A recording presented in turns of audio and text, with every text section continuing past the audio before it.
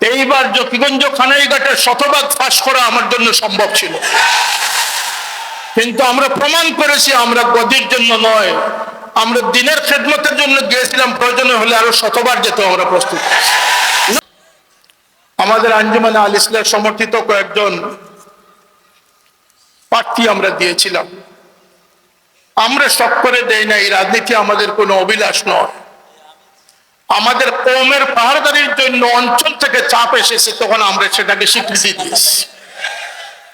কারণ ইতিমধ্যে আমার সাথে সিলেটের, বৃহত্তর সিলেটের অনেক অনেক মাননীয় সংসদ সদস্য পদপ্রার্থীবৃন্দ সাক্ষাৎ করেছে। আমি বলেছি রাজনীতি আমাদের কোনো উচ্চাভিলাষ নয়, আর এটার প্রমাণ আমরা দিয়েছি। আমরা ফুলতলী সাহেবের আওলাদ। এইবার জকিগঞ্জ খানাইঘাটের শতভাগ ফাঁস করা আমার জন্য সম্ভব ছিল, কিন্তু আমরা প্রমাণ করেছি আমরা গদির জন্য নয়, আমরা দিনের খেদমতের জন্য গিয়েছিলাম, প্রয়োজনে হলে আরো শতবার যেতে আমরা প্রস্তুত।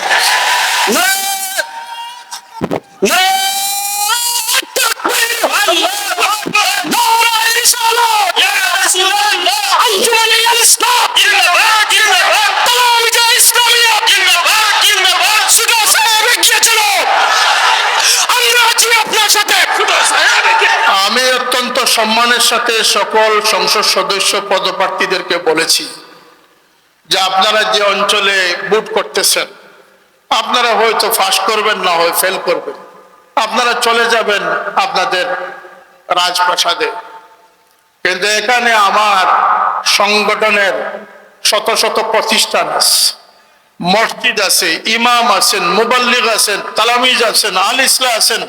এই কওমের পাহাড়দারি করতে হবে আমাদেরকে। সুতরাং আমাদের উচ্চাভিলাষ নয়, আমরা সেই কওমকে জাগ্রত রাখার জন্য আমি কয়েকজন ক্যান্ডিডেট আমরা সিলেক্ট করেছিলাম। অনিবার্য কারণে সকলেই কয়েকজনকে আমরা আবার বাদও দিয়েছি। আবার কিছু অনুরোধ আসতেছে আমার কাছে যে আমরা নাকি বিভিন্ন দলের প্রতিবন্ধকতা সৃষ্টি করতেছি।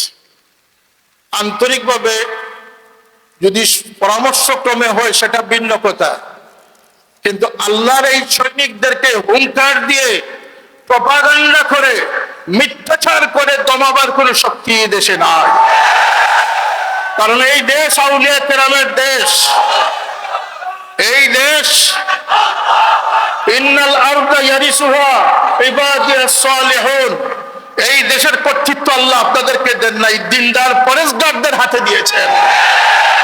এই দেশের দিনদাররা বেঁচে থাকলে ইসলাম বেঁচে থাকবে, দিনদারদের দ্বারা দেশ পরিচালিত হবে, এটাই দেশের সবচেয়ে বড় প্রয়োজন। আমাদের কোনো আপত্তি নেই, আপনারা নির্বাচন করেন, বৈষম্যতা দূর করেন,